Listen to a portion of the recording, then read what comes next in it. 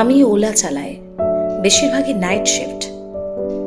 গত সপ্তাহে রাত 11টার সময় এক বৃদ্ধ ভদ্রলোককে তুলেছিলাম। সাদা পাঞ্জাবি, ধুতি, চোখে ক্লান্তি, কিন্তু গলায় অদ্ভুত দৃঢ়তা। গাড়িতে উঠে বললেন, আজ রাতে আমাকে 5টা জায়গায় নিয়ে যেতে হবে। আমি তোমাকে 5,000 টাকা দেব নগদ, কিন্তু শেষ না হওয়া পর্যন্ত কেন জানতে চেও না। বলেই একটা কাগজ এগিয়ে দিলেন, তাতে 5টা ঠিকানা লেখা। প্রথম স্টপেজ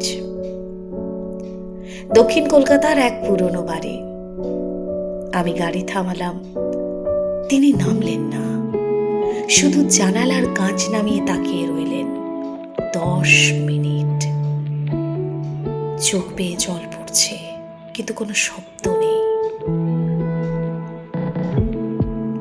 চলো পরেরটা। দ্বিতীয় স্টপেজ একটা প্রাথমিক স্কুল। গেট বন্ধ, ভেতরে অন্ধকার মাঠ। তিনি নেমে গেলেন, ধীরে ধীরে হেঁটে গেলেন দোলনার দিকে।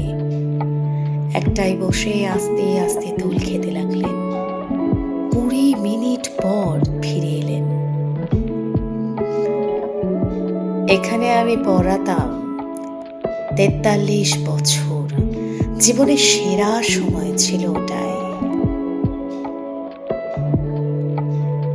তৃতীয় স্টপেজ একটা ছোট পুরনো কফি হাউস। ভেতরে ঢুকে 1 কাপ চা অর্ডার করলেন।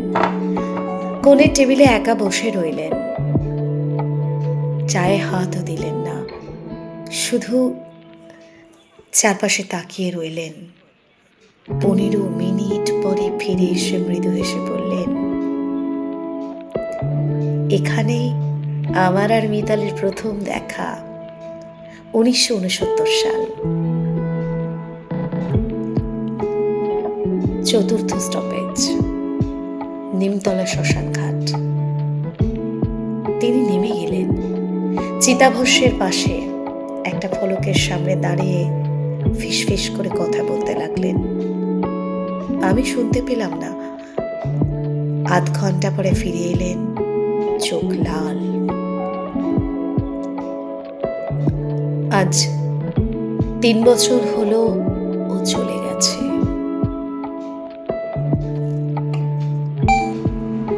পঞ্চম স্টপেজ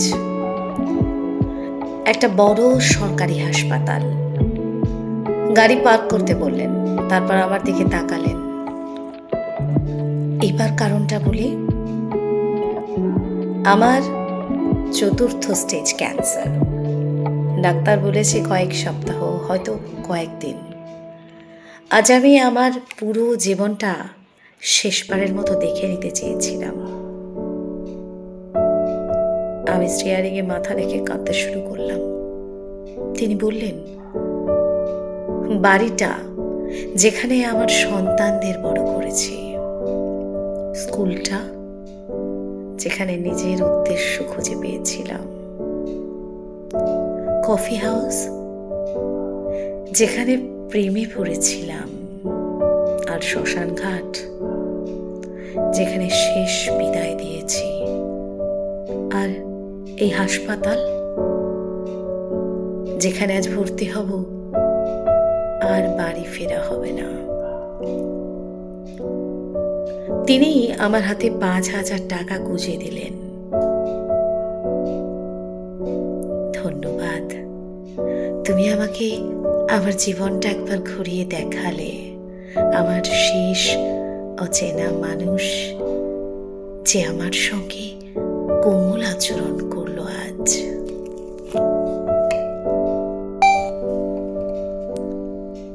আমি নিতে চাইনি। না দাদু, এটা আমি নিতে পারবো না। তিনি বললেন, নাও, আমার কাউকে দেওয়ার নেই। ছেলেমেয়েরা কথা বলে না, বন্ধুরা কেউ নেই। তুমি 3 ঘন্টা সময় দিয়েছ। 3 ঘন্টার মানবিকতা, তার দাম টাকার চেয়ে বড়। তিনি ছোট সুটকেসটা হাতে নিয়ে ভেতরে ঢুকে গেলেন। পরের দিন আবার গেলাম, খোঁজ নিলাম। শ্রী অনিরুদ্ধ মুখার্জি, কেবিন 412। ফুল নিয়ে ঢুকলাম। আমাকে দেখে মুচকে হাসলেন। তুমি এসেছো? এভাবে ফেলে যেতে পারিনি। 2 ঘন্টা কথা বললাম। তার মিতালি দেবী, তার ছাত্রছাত্রী, তার অভিমানী ছেলে মেয়েদের কথা। প্রতিদিন যেতে শুরু করলাম, জানিয়ে যেতাম, খবরের কাগজ পড়ে শোনাতাম, কখনো শুধু চুপ করে বসেও থাকতাম। একদিন বললেন, ভাবতাম একাই মরব, কিন্তু তুমি আছো। শেষ বেলায় একজন অচেনা মানুষ পরিবারের মতো হয়ে গেল। এটাই আমার আশীর্বাদ। আমি তার হাত ধরলাম।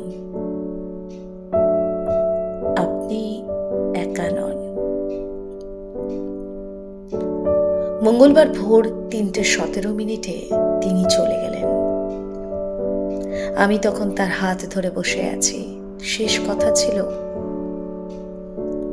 সবাইকে বলো অচেনা মানুষদের দিকে তাকাতে, সত্যি করে তাকাতে। আমরা সবাই কোথাও যাচ্ছি, কেউ একটু দ্রুত, কেউ ধীরে। যাওয়ার পথে দয়া করো, তুমি করেছিলে। তুমি আমার শেষ দিনগুলো বাঁচিয়ে দিলে। মনিটরের শব্দ সোজা লাইন হয়ে গেল। শ্মশান ঘাটে তাঁর দাহের সময় ছিল মাত্র 6 জন মানুষ। আমি, 3 জন নার্স আর একজন উকিল আর একজন প্রাক্তন ছাত্র। 43 বছর শিক্ষকতা, 52 বছরের দাম্পত্য, 81 বছরের জীবন। মাত্র 6 জন মানুষ।